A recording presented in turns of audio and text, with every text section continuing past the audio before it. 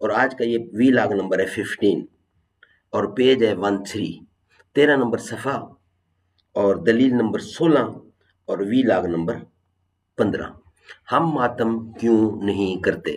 Writer ہیں اس کتاب کے وکیل صحابہ و اہل بیت حضرت مولانا قاضی مظہر حسین صاحب رحمۃ اللہ علیہ۔ بسم اللہ الرحمن الرحیم۔ الحمد للہ رب العالمین والصلاة والسلام علی رسول محمد خاتم النبیین ورحمۃ للعالمین وعلی آلہ واصحابہ اجمعین۔ اہل تشیع یعنی شیعان تلگنگ کی طرف سے گزشتہ ایام محرم میں ایک پفلنٹ بنام ہم ماتم کیوں نہیں کرتے، اس پفلنٹ کی ابتدا میں ثانیہ کربلا کے تحت یہ دعویٰ کیا گیا ہے کہ ہم اس واقعہ کی تازہ کرنے کے لیے یعنی یاد کو تازہ کرنے کے لیے ہر سال ماہ محرم میں ماتم، نوح خوانی اور مجالس وپا کرتے ہیں۔ ہمارا یہ عمل قرآن مجید، حدیث شریف، سیرت انبیاء اور سیرت اصحاب رسول کی روشنی میں ایک عبادت کا درجہ رکھتا ہے، جس کے لیے چند ایک دلائل مندرجہ ذیل ہیں۔ اس کے بعد مؤلف نے نمبر وار 18 دلائل پیش کیے ہیں۔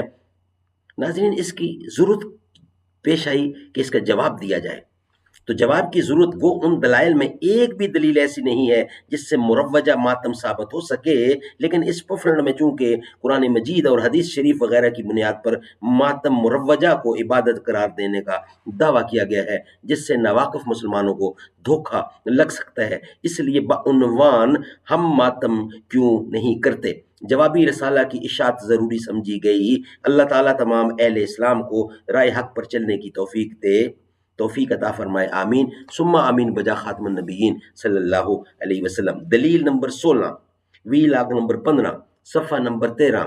ہم ماتم کیوں نہیں کرتے؟ وکیل صحابہ و اہل بیت حضرت مولانا قاضی مظہر حسین صاحب رحمۃ اللہ علیہ اس کے رائٹر ہیں۔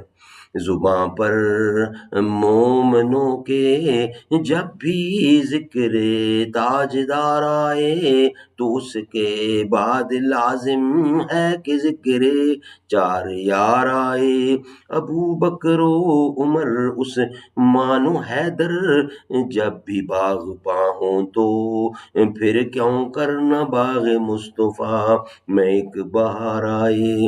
رب صلی وسلم دائماً ابدا علی حبیبک خیر خلق کل یمین۔ دلیل نمبر 16، حضرت محمد رسول اللہ صلی اللہ علیہ وسلم نے ارشاد فرمایا کہ جو شخص حسین رضی اللہ عنہ پر ان کا حق پہچانتے ہوئے روئے اس پر جنت واجب ہوگی۔ یہ دلیل پیش کی گئی ہے کن کی طرف سے؟ جو یہ ثابت کرتے ہیں کہ ماتم کرنا جائز ہے۔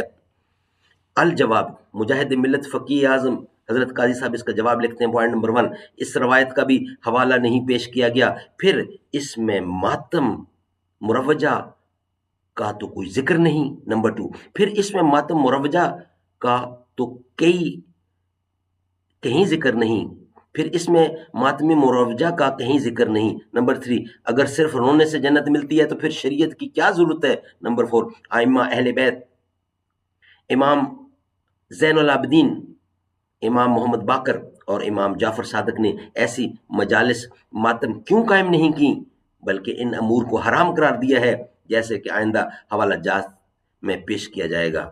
ناظرین، نیکسٹ انشاءاللہ ہماری دلیل نمبر 17 ہوگی، نیکسٹ وی لاگ ہوگا، اور اس میں ہم دلیل نمبر 17 آپ کے سامنے رکھیں گے، یعنی وی لاگ نمبر 16 میں ہم انشاءاللہ دلیل آپ کے سامنے لائیں گے، دلیل نمبر 17۔ یہ یہاں ہی کمپلیٹ ہوتا ہے۔ خدا کی عظمتیں کیا ہیں، خدا کی عظمتیں کیا ہیں، محمد مصطفیٰ جانے مقام مصطفیٰ کیا ہے، خدا کا مقام مصطفیٰ کیا ہے، محمد کا خدا جانے۔ صدا کرنا میرے بس میں تھی، میں نے تو صدا کر دی، وہ کیا دیں گے میں کیا لوں گا، سخی جانے خدا جانے۔